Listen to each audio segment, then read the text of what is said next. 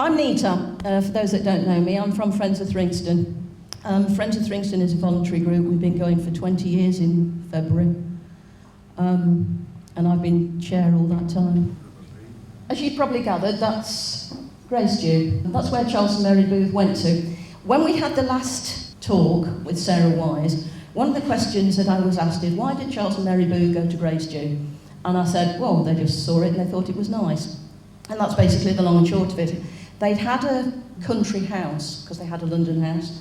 They had a country house before in Staffordshire, and the lease was up on it, because they didn't own anything, they leased it. And he was having a ride round and he liked the look of it. But it wasn't the house really that he was interested in. He was interested in the woods and the grounds. He was interested in the woods and the grounds, and he wanted somewhere where he could walk and just take in nature and clear his head.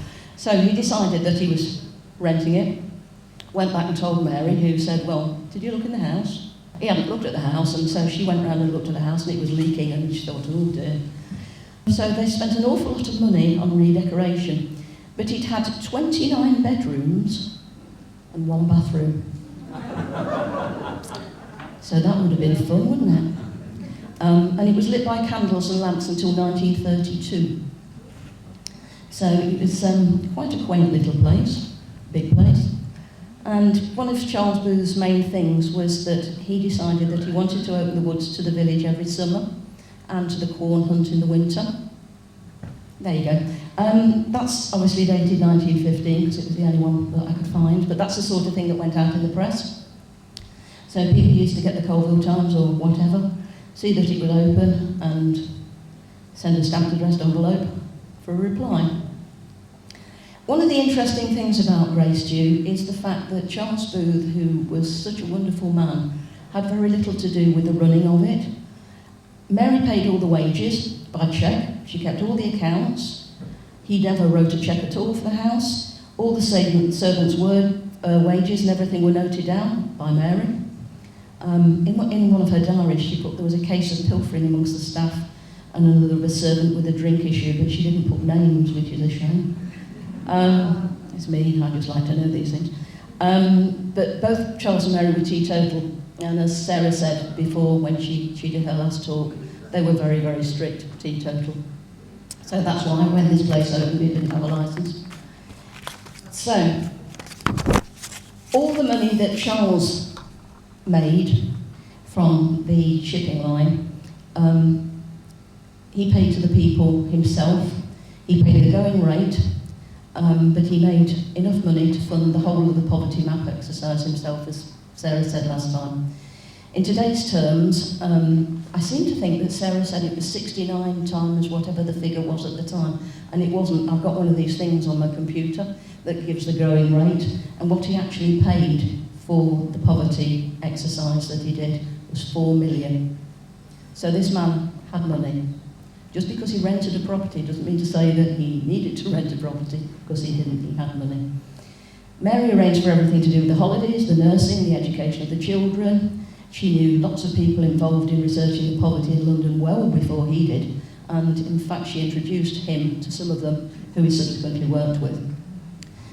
Mary invited every single one of the people working on the investigation into poverty to Grace Dieu Manor. She put them up there, she involved them in all sorts of things, including in the winter, going skating on the pond with the children, and she really threw herself into working with Charles on the work that he did on poverty. In 1887, Charles went off to the States from Liverpool. He was often gone from Grace Dieu for 3 months at a time.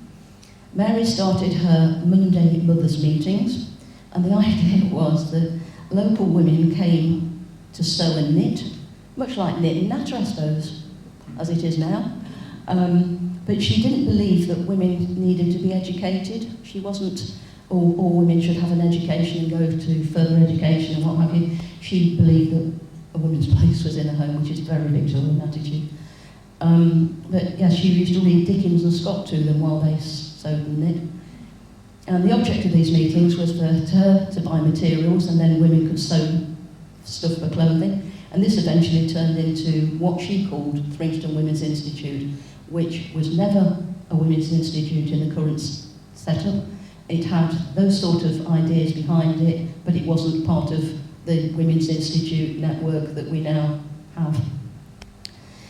Also in 1887, Charles Booth laid out the cricket pitch in the field at the front of the lawn below the manor for Grace Dieu Park Cricket Club to pay.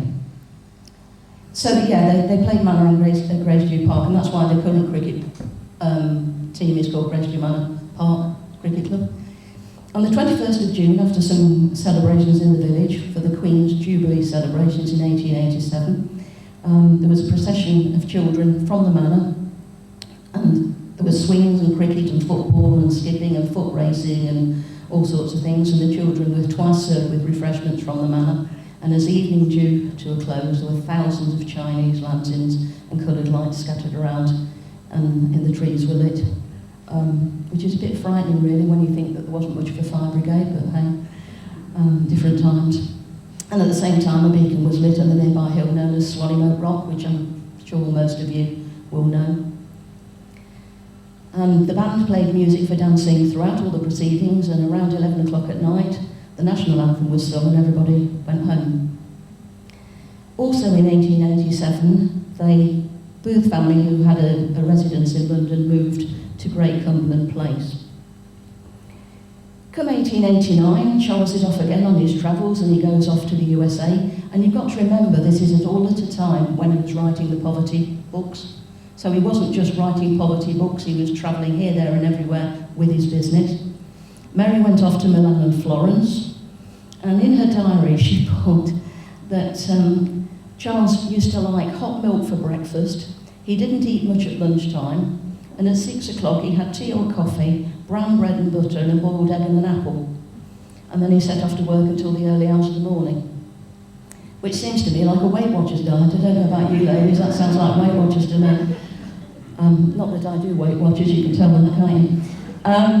It's worthwhile noting that when Charles went to Liverpool, he went at least for 3 days a week, and his travels often kept him away from Grace Dieu for quite a long time. Also in 1889, I found some information about the Charles Booth staff. There was a guy at Grace Dieu called Newbold, and he was the handyman. He was paid £4 a month, which I suppose is quite a lot of money in those days. Toon was the coachman, he was paid £5 a month, and Holt from Holt's Farm, if anybody remembers Mary Holt and Holt's Farm, there was a guy called Holt, and he was the stable boy. He didn't have a name, he was just Holt. And he was paid £3, 15 shillings a month. From 1891, every 10 years there's a census. I didn't copy the 1891 census because it's just humongously long. But it shows that at that time the Booth family had 8 visitors and there were 10 staff, including their family. So that's some of the staff at Grace Dieu Manor. I don't have any names for these people. If anybody knows, please let me know. The lady that gave me the photo put a little tick, star thing on the lady at the front, but then she failed to tell me who it was. So it's somebody that the lady that gave me the photo knew who it was, but I don't. But they're very, very nicely decked out. They look a happy bunch of people. And there is a picture of Charles and Mary in the drawing room at Grace Dieu around the 1890s. It doesn't look too dissimilar to what it looks like now, to be honest. But it's interesting that he's with her, and he's got all his papers, and she's there. And it just goes to show you the amount of effort that she put into things. Going back to 1890s, in 1891 he went off to New York again. He was still looking at the pensions and recommended a pension of 7 shillings a week for the over 70s. This didn't come into play until January 1909, when the government at the time allowed a sum of 5 shillings a week to be paid to those over 70 with an income of less than £21 a year. 5 shillings a week equates to £26.64 in today's terms. So aren't we all well off? For people who had an income of up to £31 a year, a smaller pension was given, but to those over that, nothing was given at all. And I've done some research, and it seems that the person in this general area who received the first pension that I can find was a fellow called Edmund Freeman, and he was in Shepshire. And he was the first man to collect a pension in the area of 5 shillings a week, which is there. So yes, I would assume that came through the post and you took it to the post office rather than any other way. In 1892 there was a miners' strike, and according to Mary's diary, a Mrs. Wardle came to see her asking for help. She got 36 shillings a week and she said she needed more, and she was told to go away because she wasn't getting any more. I think this was probably Sarah Wardle from Main Street. Her daughter then appeared with a baby, and Mary said, "Well, your husband's getting work from Mr. Henson, so I'm not giving you any money either," so she left. And then the Griffin family came and they asked for help, but they were given breakfast, so obviously they were deserving. Charles was ill during 1892, and in February 1893 he went to Palermo in Italy to help with his convalescence, and then went on to London. Leaping forward a bit to 1895, the lease on Grace Dieu Manor was up, and the Booth family decided they weren't going to renew the lease, and they moved to a place with a very strange name, Ighton Moat. And they went there for a year in 1896, as well as having their place in London. When the lease on that finished, they thought they didn't like it, to be honest. They came back to Grace Dieu in 1897 because the Delisle family, who owned Grace Dieu at the time, offered them a lease for either 3 months or 3 years. So needless to say, they took the 3 years offer. And when that lease was up, they extended that to a 55-year lease.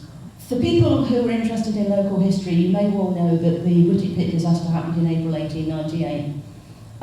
We did quite a lot of work on the Whitty Pit disaster a couple of 3 weeks ago with regard to the Albert John G's grave. And Mary was one of the first people to be on the scene at the Whitty Pit disaster when word got out. She went with her son George in a carriage, and she worked a lot with others to produce funds to help those affected.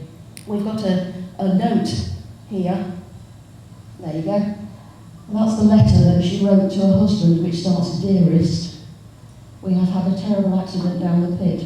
The fire which had been burning and had been checked with bricks at one place broke suddenly out at another at 3 in the morning. 41 men were down," and she goes on to explain how awful it was and how the women were waiting and unable to move away, scarcely conscious of being spoken to or asked to go and take the inevitable cup of tea or rest. Other women were capitally sympathising and helpful and not fussy. And there are an awful lot of pictures in the public domain about family, but she does say one poor boy from Swannington went down for the first time last night. One of the G boys was there, but no others that we personally knew, although there were 3 others that came from Thringstone. So the G boy is John Albert G. So yes, that's the letter she wrote. Moving on a year, I want to talk about the Whitty and Thringstone nursing disaster. If you're not interested in figures, just switch off because there's an awful lot of figures in it. But yes, the Whitty and Thringstone Nursing Association was formed in early 1899 by Charles Booth because there'd been an outbreak of typhoid in Capen Street in Whitty. His involvement is confirmed in an article about the association in the Leicester Daily Post of the 3rd of May 1903, which talks of him as their founder, and he presided all over the meetings when he was able. Nurses were often stretched because they didn't just go around and see people, they worked with the doctors, they gave out health information, and they did all sorts of things. Reverend Crane, who was the vicar at that time at St Andrews, was initially involved, but he pulled out in 1905 because he said people weren't being treated as he thought they should be. What he meant by that, I have no idea. Joseph William Eagles was very involved with the association. He was a gasworks manager and one time Whitty scoutmaster, who lived in Whitty from around 1902 on Hermitage Road, but eventually moved to Melton. In 1902, the committee said it wasn't fair because Charles Booth was paying £50 a year subscription to keep the Whitty and Thringstone Nursing Association going. They had public funding by door knocking, would you like to pay into this, so people paid into it. but he gave £50 a year. And they suggested, the committee, that he reduce this by £10. And he said at the meeting, and it was probably the first time in history that the committee had asked for less donations. Because that doesn't happen, believe me. One of the district nurses until March 1903 was a Miss Mary Ann Moyle. She lived in Brook Lane in Whittick with her companion and a fellow nurse, Rosa Gunns. She then left and was replaced by Nurse Griffin. Money was really tight, and records show in 1904 that the Thringstone collections had only totalled 9 shillings and 11 against Whittick's contributions of £16, 8 and 10. So Thringstone really wasn't pulling its weight. And a vote was taken at the AGM in 1904, at which time the job of secretary was split between Dr. Burkitt, who was the doctor in Whittick, and a fellow who had a very unfortunate name, and I would assume he called himself Bastard. He was a schoolmaster. Can you imagine being a schoolmaster with a name like that? I mean, Porter. No wonder he moved from Cornwall, I mean, crikey. So yes, I would assume he was Mr. Bastard. And he became secretary in 1903. He was a champion, actually, a really nice chap. In 1907, they had a new nurse called Ada Morley, and she also lived in Brook Lane and Whittick, so it seemed to have been the place for nurses. By 1909, the secretary of the group was, guess who? Mr. Bastard. And it was recorded that there were 214 cases that had been attended that year, and the nurse, one woman, had made 3,100 visits. Yeah, exactly.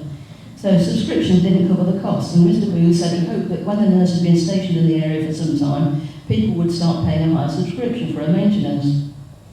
He said he'd already paid between £300 and £400 to the association, and he was now still paying the £40. He felt he couldn't carry on paying that indefinitely, and why should he? And the group should not be so dependent upon its founder. By 1910, Jacob Newbury presided at the annual meeting with the help of Dr. Burkitt, and the honorary secretary at that time was Miss Harding, but there was a Mr. Bourne also involved in the committee. Jacob Newbury was the registrar of births, marriages and deaths, and he lived in the marketplace in Whittick. He died in 1914. The 1910 report said Nurse Morley had attended 180 cases and paid 3,670 visits. I mean, these nurses, they worked. They really worked. 144 of the 180 cases had been discharged, 3 had gone to hospital and 25 had died. Several people had made donations to the group as a result of her work. There had been a lot of collections made in the district for flannel and old linen, in other words, bandages.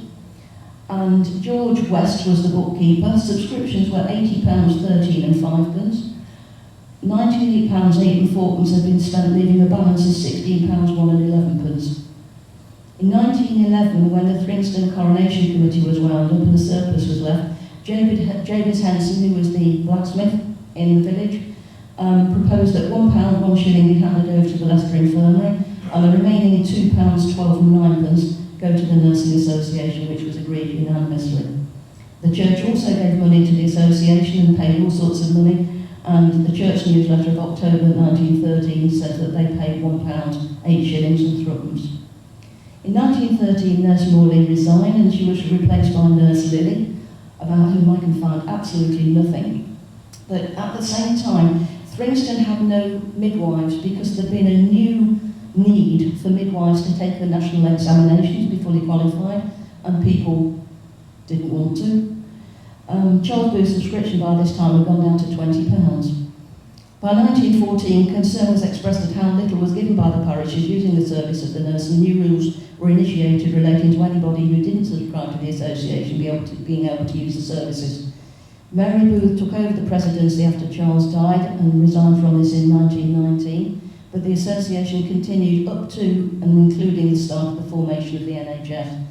Mrs. Booth became involved with the VAD nurses, the Voluntary Aid Detachment nurses, in the war, First World War, and they were based at Bruges, Leeds. And we have a picture of Mrs. Booth with the voluntary. She's the lady with the veil near the man, next to the man with the hat on. second row up. So that's her with the voluntary aid detachment nurses at Broomley's. I don't know how many of the voluntary aid detachment nurses were also working with the Whittaker and Thringstone Nursing Association, but I would hazard a guess that there were quite a few. And we've got the token soldiers on the front row, including one with a sling. One of the nurses from the Whittaker and Thringstone group was a lady called Alice Concannon, and her family have got a family tree on Ancestry. So I had a word with them and said, do you mind if I use the picture that you've got of Alice Concannon? And they were delighted. So we have a picture of her with a baby that she delivered. So that's what the nurses would have dressed like. And now on to 1901, which was spent mostly at Grace Dieu working around the house. Around this time, the staff were Arthur Wilmot as butler. We have some family connections with the Wilmots in the audience. Charles Wilmot was vegetable gardener. Newton was family gardener. We have some connections with the Newtons over yonder. And Dominy was the coachman. The Dominys are connected to Leon Spence, if anybody knows Leon Spence. Pam Spence's family are Dominys. And his job as coachman and chauffeur included buying and selling horses, cleaning saddles and looking after the horses. And he came from some place in Devon with a very strange name that I can't pronounce either. And the housemaid, senior housemaid, was Mrs. Agnes Howe. Maria was the parlour maid, and Nora Ladyman became the housekeeper later on. Nora Ladyman married one of the Webb family from the Willows, which is next door to the Chapel Fitness Centre. That's the Willows. So Nora Ladyman eventually moved in there. In spring 1901, Grace Dieu Manor was altered and extended by the family, and they spent Christmas in New York. Mowing of the grass was done by a pony, and later on you'll see a picture of that, and it took 3 days every fortnight to cut the grass. So that is the census for 1901. Grace Dieu Manor is right at the bottom there. It says Charles Booth, Mary Catherine Booth, George M. Booth, and various others, and then it goes servants, John Geary. Can't read that. Looks like Archibald Park, but it probably isn't. And so on. And then there's another page, because they had so many staff. They had 2 pages of it. There you go. And then there's Howells at the top of the one that I just mentioned. And there's another Howell there. So yes, it was a big concern. Next to them, down, if you look down the 1901 census, are the Vesties, and they were the people that came, the farm, Grace Dieu Farm, at the time. They also married into the Webbs, everybody married into the Webbs. 1902, a lot of time was spent at Grace Dieu editing The Life and Labour because it was being reissued in 1903. And there were lots of meetings to discuss the building of a new harbour in Manaus in Brazil. The annual Booth Book Prizes commenced at Thringstone School at that time, and children were allowed to use Grace Dieu Manor Park for cricket under the agreement of Charles Booth and Mr. Bolter. Mr. Bolter was the headmaster, and what a chap he was. He used to take them on nature walks. He got them playing cricket and got them playing football. He was way ahead of his time. Absolutely stunning chap was Edgar Bolton. In 1902, on the 26th of June, it was going to be the coronation of Edward VII, but he was ill. So it was postponed, but that was a bit of a downer because the whole of the village had taken months organising a celebration. And you got the celebration organised and no coronation, so they thought, well, okay, we'll give the children and old people still the food and the stuff that we were going to give them because the kids getting better. They had fireworks at Grace Dieu Manor, and everything carried on as if there'd been a coronation, and then they had the coronation again later on. In 1903, Charles went off to Manaus in Brazil. He went on the 1st of April, and at that time they were also working, according to Mary's notes, on the Whittaker and Thringstone Nursing Association, and they were looking for new applicants for a nurse, and they had a Miss Duncan, and they interviewed some others, and a lady called Mrs. Duggins is in the notes in Mary's diary, because she used to come and weed the lawns. I'd love somebody to weed mine. Mind you, there wouldn't be much lawn left. In January 1903, Mrs. Booth gave her annual tea party for the children of Thringstone. There were 300 And they were seated in rows in the school, and invitations went out to all the children, irrespective of what religion they were. Cakes and buns were provided by Mr. Toll, who was the baker, and served by all the members of the Booth family. Each child got a bag containing half a pound of sweets and 2 oranges. It's a bit like Christmas. I always used to get an orange at the bottom of my Christmas thing. Did anybody else get that? Piece of coal and an orange. I could never understand that. Never understood, because we didn't have a coal fire. Why give me a piece of coal? Anyway. The Booth family gave free teas to the children the first week of every new year. In 1906, 270 children presented themselves to the free tea, and they also got a magic lantern show and were given half a pound of sweets and 1 orange. Obviously oranges were rationed. They gave free teas to the member of the Wesleyan Sunday School every August. Children were invited to the manor, given tea and sports were played, and the same thing happened in 1904, when Mrs. Booth also had a puppeteer come up from London to entertain the children. 1902-03, Charles Booth bought the farmhouse that became this, the white bit at the front. It was owned previously by the Hurst family, and if you go around the churchyard, leaning up against the front of the church, Mary Hurst's gravestone is there. It was originally elsewhere, but the grave was moved and the stone went there. It was also briefly owned, the farmhouse, by Louisa White, and he bought it on the 25th of March 1901, and by 1903 he'd given it to the village as a community centre, and he bought land and outbuildings from Jabez Henson, the blacksmith, in 1902. So Thringstone House was originally just a farm building surrounded by orchards, and it had a butcher's shop because she kept pigs and cows and sheep and stuff, and she butchered them herself, Mary Hurst. The initial purchase price was £700, and the refit outlet was in the region of £1,000. It was opened as a community facility for Thringstone, Whittick, Swannington, Culloden, Belton and Worthington, and at his own expense he provided a caretaker and the cost of daily and weekly newspapers and periodicals for the villagers to enjoy. There was a lecture room for debates, and the club was well provided with games. Membership was open to, here we go, men over the age of 16. I know. Just not right, is it? But hold that thought. Membership was 6p a quarter, and subscriptions were taken in the form of a library. But Mary then thought, well, hold on a minute, this isn't fair, men have got all these things to do. What about my women? They're only knitting and sewing. So she suggested to him that he might like to offer something for women. So he gave 2 rooms for the women, so she could use the 2 front rooms, and the rest of the place was used by the men. And there were initially 68 members, men. Sorry, that sounds very anti-man, don't I? I'm saying nothing. In 1903, those of you that came last time, we had a row of the white vellum books. In 1903, they came out. Volume 17 was written by Mary entirely. Charles didn't write that, but it was obviously in his name because, you know, it's like women didn't own property, did they? It was, I am Mrs. Charles Booth, I'm not Mary Booth, So he put in it, my work now completed has been from first to last dedicated to my wife, without whose constant sympathy, help and criticism it could never have been begun, continued or ended at all.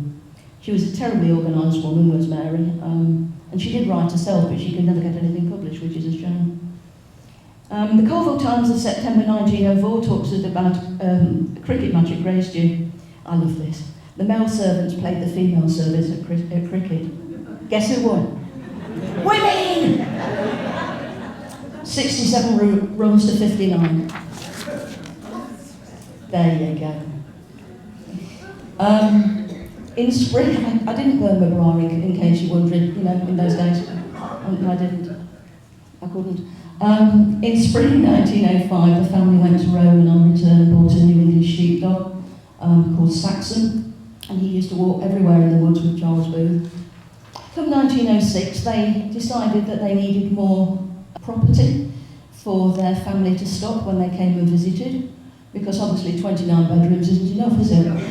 Maybe it was the 1 bathroom that did it. So they bought the land and built what I call the White House on the Warren. It was built by architect Sir Bannister Fletcher, and it was built so that the MacNaughton family, who were the Booth's daughter and her husband, could have holidays nearby without being at the manor. And he carried out the alterations also at Grace Dieu Manor for the Booth family around 1900. And it says in the notes that the White House stands on a rocky outcrop at the edge of woodland. Doesn't it sound lovely? But it is. And when Charles Booth died, Mary retired there. In 1910, there was a groom there by the name of William Clark, and he had a bit of a barney, I suppose, with the Booths, and he was accused of breaking a window valued at 12 shillings and sixpence, which is a big window if it's 12 shillings and sixpence.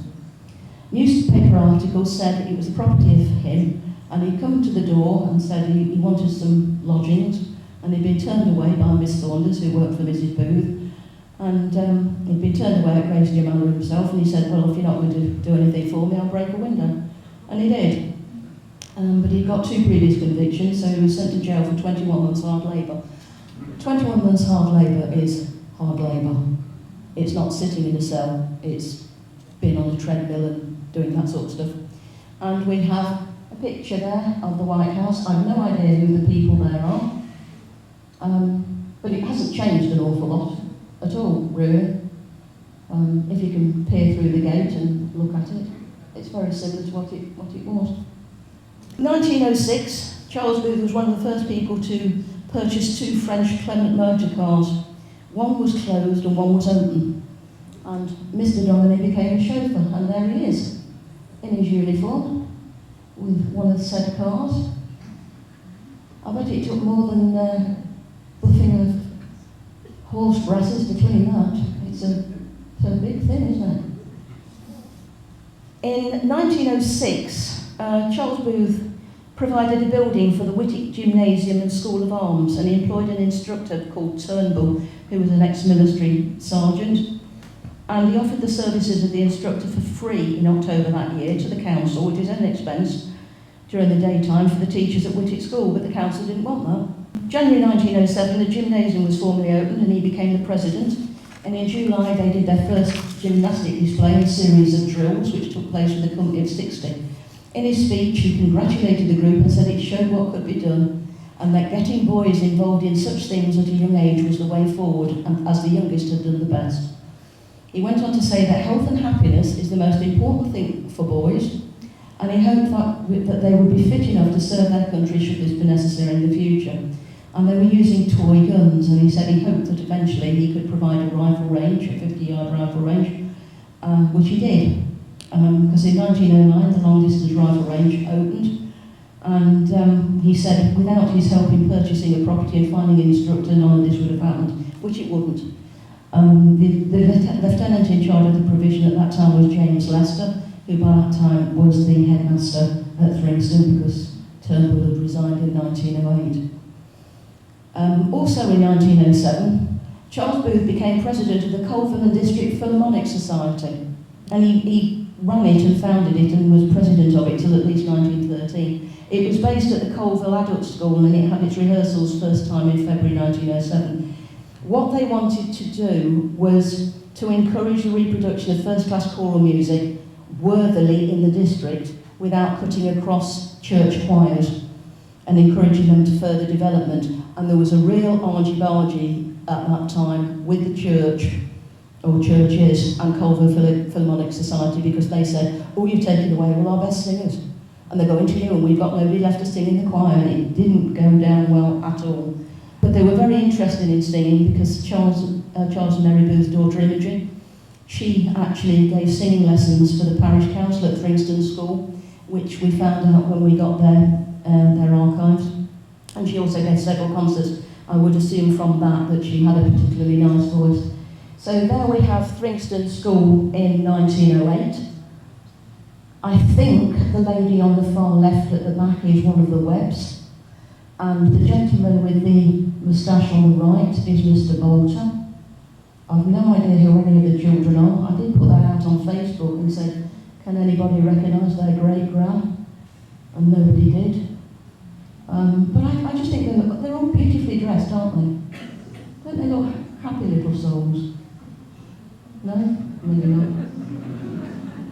Well, it was 3 hours, wasn't it? And it was all slates and stuff, and writing nicely. In 1910, he became the manager of the school, and he stayed the manager of the school until after when he died, and then Mary took over.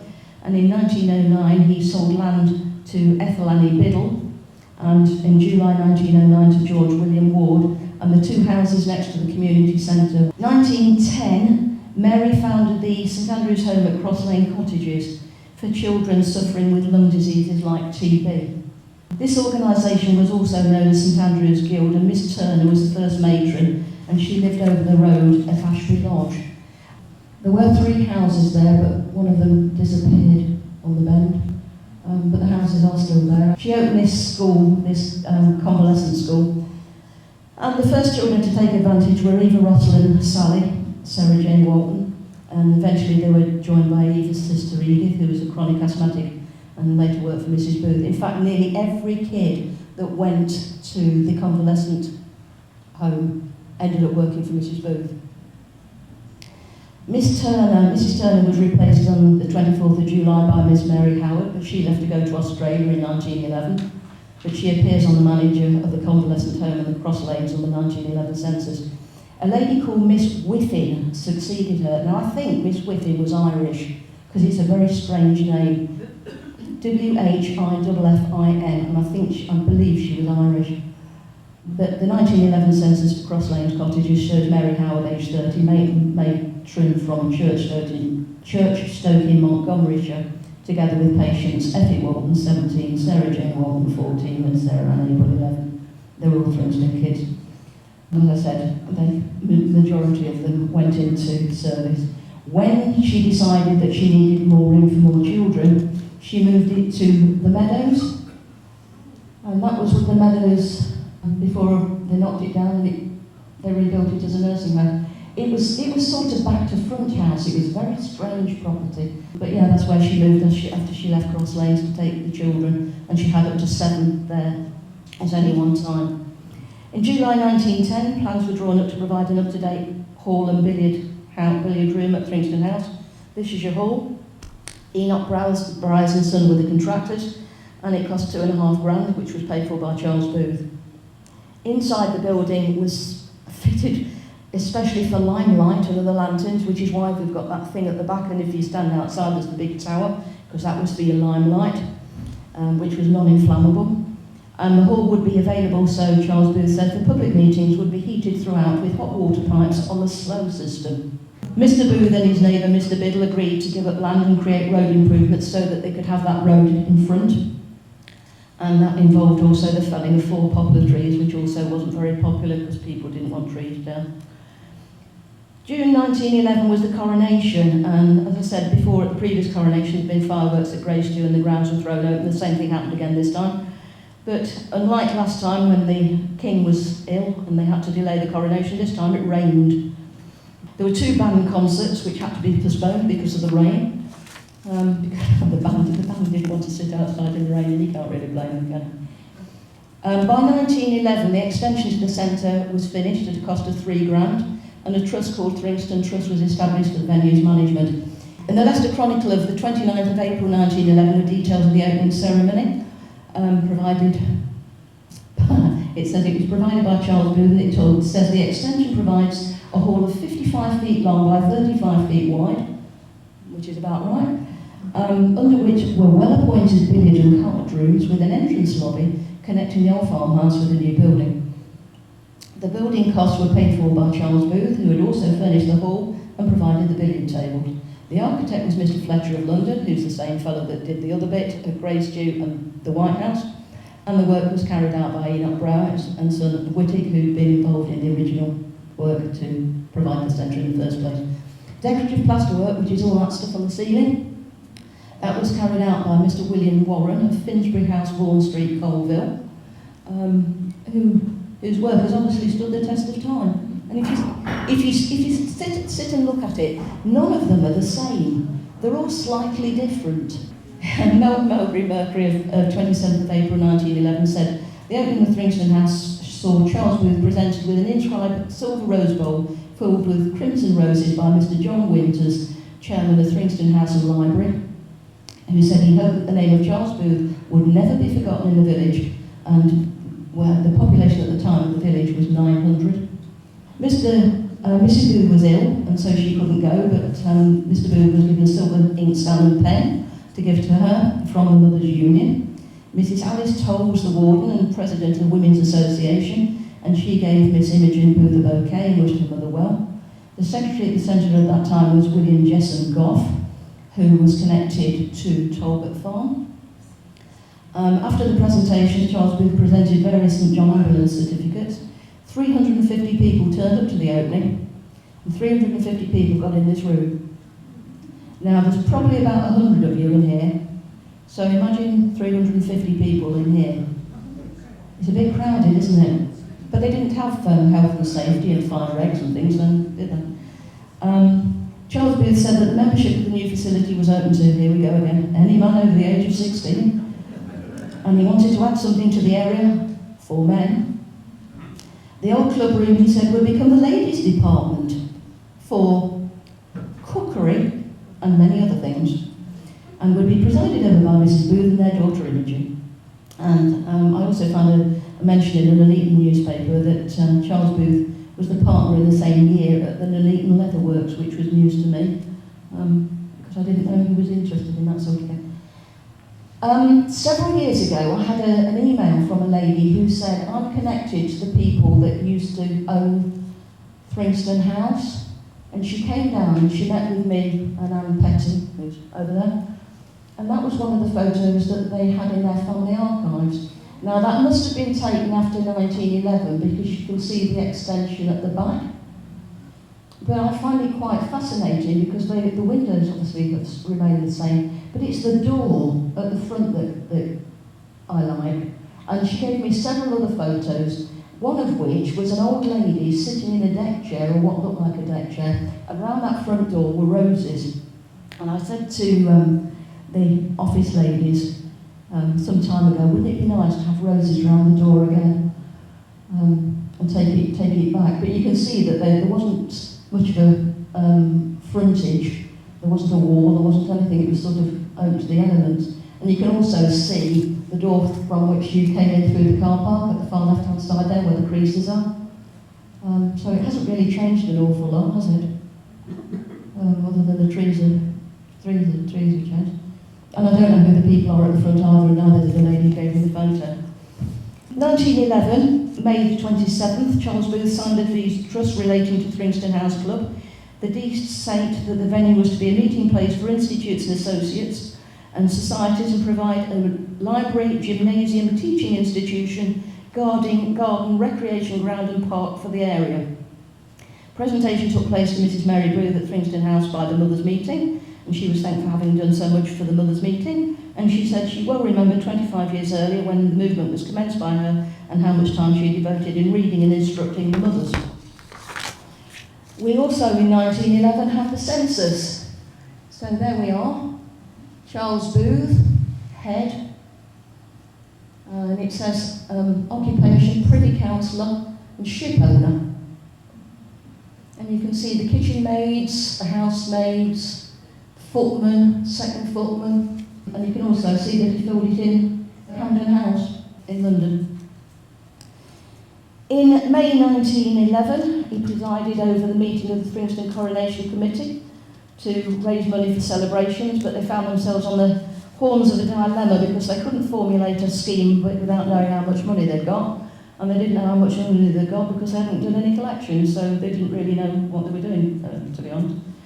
The Leicester Post of May the 10th, 1911 said that he'd come to a meeting to discuss the forthcoming coronation of George V, and Mr. Holloway was the honorary secretary, and the proposals were for all children in the village who attended the day school, because children in the village who went to other schools, and those over the age of 4 plus, who had siblings who also attended the day school, to be given a free tea. Coronation mugs were provided, sports were arranged, and a meat tea provided for the over 60s. Meat tea. Prizes would be offered for the best decorations, and it was suggested and proposed by Mr. G and seconded by Mr. Hallam, and the provisions were made for those children who were not of the village and people who were below 60, but Mr. Booth said it was best left as it was because it had become too difficult to manage if they kept on messing with what they were going to provide. In our archives, we've got loads of letters from Charles Booth to Alice Toll, who was the warden here. 1912, Charles Booth said he was unable to attend meetings because he got rheumatism, so he went off to Camden House Court in Kensington, which was his London home.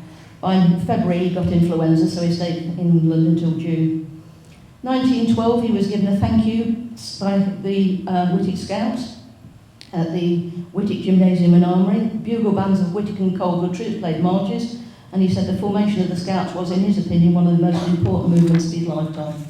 He resigned in 1912 from the Thringstone Conservative and Unionist Association, and he also gave up his chairmanship of Alfred Booth and Co., which was the shipping line. He suffered with an angina attack and he was ill for weeks, but in April 1912, the new chairman of Alfred Booth and Co. decided he didn't want to go to Brazil to look at this new harbour in Manaus. So, with a week's notice, Charles went, even though he'd given up the chairmanship, and he was away for several weeks, well into 1913, and he also rejoined the company when World War I started because of the need for ships. There's an article in an Ashby magazine about the Ashby show in 1913. The head gardener at Grace Dieu at that time was a Mr. Avenel, and he won several prizes for his flowers and fruit. May 1914, he visited various places in Birmingham, London, Derby on consecutive days, and also went to the USA. The first meeting of the Thringstone Relief Committee was on the 27th of August 1914, at the beginning of the war. He was the chairman, and 15 other people came, including a lot of clergy. They had their second meeting in September, and 5 people came to that. It was agreed to give Mrs. West a total of £1 a week, but she was moving to Whitwick, so she would then no longer be receiving the £1 a week.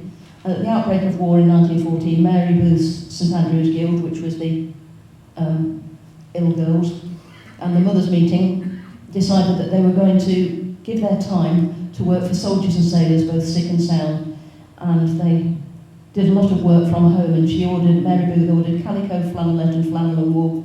The latter used to make socks, helmets and belts and mittens, and in 1914 they used strips of fabric to make bandages. In 1915 Mary sent for lots of wool for helmets and mittens. She sent off to London for those, and later sent 16 pounds of wool, including 12 pounds of dyed wool in grey for socks to be knitted for the soldiers, plus 6 in camel hair wool for helmets and mittens. And now all that is in our archives from the letters that we have. October 1914, he decided he was going to help the Belgian refugees, and he picked them up from the station in Whitwick and took them to Grace Dieu, and we've got their names. I'm not going to try and pronounce them because they're all Flemish, and it's certainly not easy to pronounce. But the men who came and he housed had been market gardeners for their council in Ghent.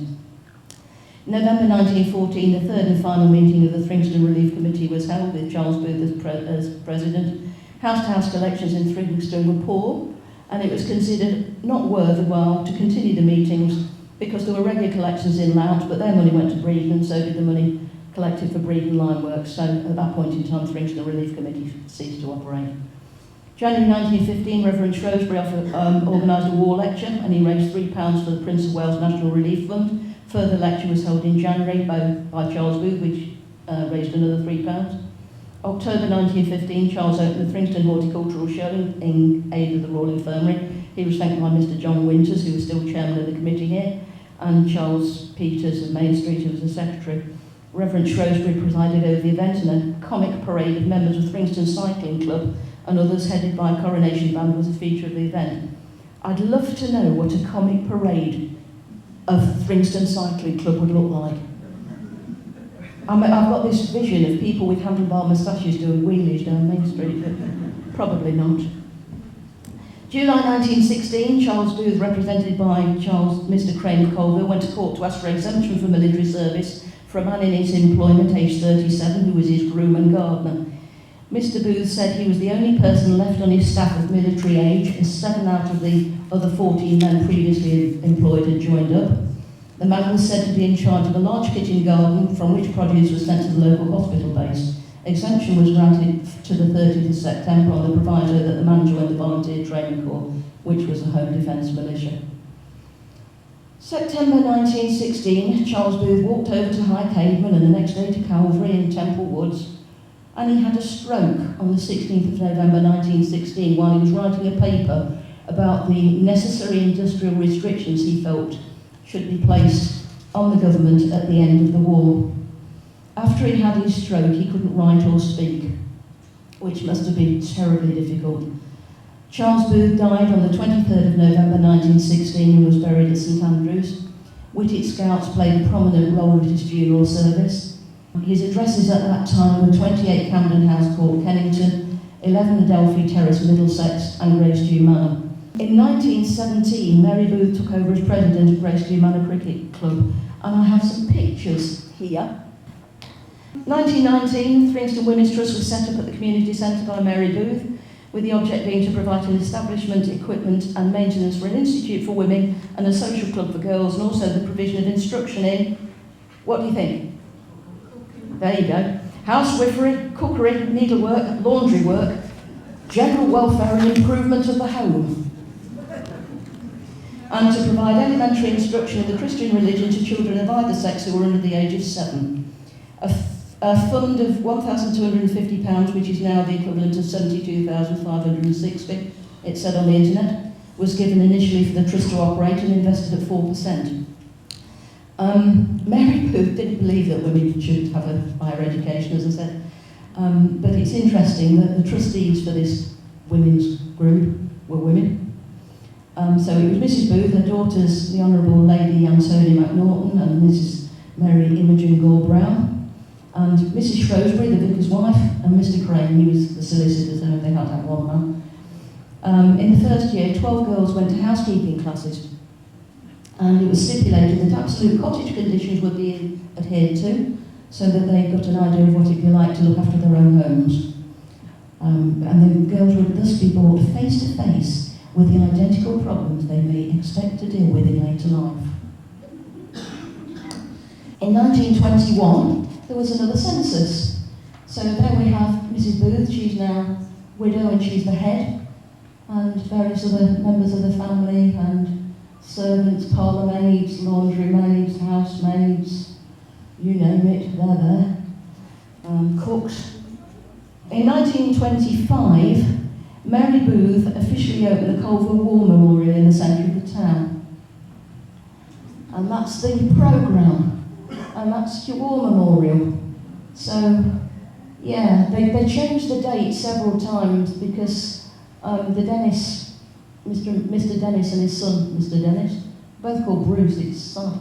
I couldn't think of another name, they called each other Bruce. They got behind with it because only 2 people from Mosses were building it, and they got a bit behind, so they had to change the date. But yeah, she unveiled, as it says at the top, unveiled by Mrs Booth of Grace Dieu Manor. So there you go, it was unveiled on the 31st of October 1925. And it's still there. It's had additions to it from, obviously, the Second World War, but it's still the same structure it was. So some things about Mary Booth that you might want to know. Not only did Charles Booth have health issues, but so did she. She was at Wimpole Street at one time suffering from exhaustion. She was very close to her father, and one of the books that I've got down here is a book about ladies who supported their husbands and who have been forgotten by time, that Anne and I were involved with writing, or helping to write, a lady called Anne Oakley. And she gave us lots of information, and one of the things she gave us was this thing about Mary and her father. Her father used to send her Valentine cards, even when she was married, and he talked about her as my one and only beloved and the only woman I think about each day. And Anne and I thought at the time that was a bit odd. And I still think that's a bit odd, but Mary Booth's mother had several mental breakdowns, which is probably why he thought of Mary as the only woman that he wanted to think about. And letters from her are quite ordinary, actually, if lacking in emotion. Mary listed in her diary every book she read and all the details of things she was involved with, including Thringstone Women's Trust and the Mothers' Meetings, and everybody she invited to parties and meetings with, and presents she sent and how much they cost. And in her diaries, she wrote recipes to overcome various health issues, including whooping cough. And Anne and I were discussing this the other day. Some years ago, we were going to do a booklet on wartime recipes, and I put something out on Facebook saying, has anybody got any recipes? And I got things for pigs trotters and things that nobody would particularly want to eat. But I just wonder what recipes you had for whooping cough. It's not the sort of thing that you could have a recipe for helping, is it? Don't know. Female staff at Grace Dieu Manor, 1929 to 31. Bearing in mind that women over the age of 21 didn't get the vote until 1928, so they weren't identified in electoral registers unless they were married to a householder. We have found out that the following people from the Belton registers were working at Grace Dieu Manor for Mrs. Booth. 1929, we have Florence Downs, Agnes Howell, who was on there before, Lady Nora Ladyman, Nora Thompson, Florence Vickers. 1930, we've got Gertrude Andrews, Florence Dominic, another Dominic, Agnes Howell again, Nora Ladyman again, Nora Thompson again, Florence Vickers again. 1931, we've got Gertrude Andrews, Florence Dominic, Nora Ladyman, da-da-da-da-da. Miss Howell is mentioned in the Victorian Aspirations, which is also down there, as Mrs. Booth's faithful ally. She managed the young housemaids perfectly and worked in the linen department, although she was no friend of the children, so they said. They used to call her Mrs. Wow. Nora Ladyman was nicknamed Mrs. Ladybird by the Booth children, and as I said earlier, she married into the Webb family from the Willows. 1930, Mary bought a piece of land to build a bungalow for her chauffeur Domini when he retired as a thank you for his decades of service. We also have a photo, courtesy of the Newton family, of the houses that were built at the entrance to Grace Dieu Manor, which were also built by the Booth family. That's Nora Newton with Francis and Betty. In 1931, Mary Booth moved out of Grace Dieu, and she went to live at Grace Dieu Cottage, which is the White House in the Warren that I mentioned. And there she is, sitting in her lounge, then, in the cottage, knitting. She was by that time a very elderly lady. In January 1938, Mary Booth asked the Delals if she could buy Grace Dieu Woods because she wanted to give it to the people of Leicester and Leicestershire in the same way as Bradgate Park had been given to the people. And the Delal family said no, they were keeping it, which I think is such a shame. But at the end of the day, the Delal family do let people wander willy-nilly around Grace Dieu if they wish to. So I suppose it's not much difference, but it would have been so nice if it had been bought by the Booth family and been able to be given by Mrs. Booth. In 1939, up to the end of July, Mary often went walking in the woods on her own, and she started to have falls. And she had a fall and she fell at her home and broke her hip, from which she eventually died on the 25th of September. She was never told about the start of the war. At that time, she'd got grandchildren who were living in Germany and Austria. One of them wrote a book. Her name was Biddy Youngday. Yeah, Mary wasn't told that the war had started. When she died, women in the village carried flowers to her funeral and flags were flown at half-mast. She'd been president of the Colville and Ashby Scouts, and many scouts and guides lined the path to St Andrews for the service. John Henry Robinson was a secretary at that time of the Whitcomb and Thringstone Nursing Association. He went. And amongst the wreaths was one from this is such an ancient phrase, Love for a Cripples Guild. Yeah, because she'd been a benefactor for them. And her probate, unlike his, which showed in today's terms 13 million, her probate in today's terms was 1.1 million. And so that is the life and times of Charles and Mary Booth.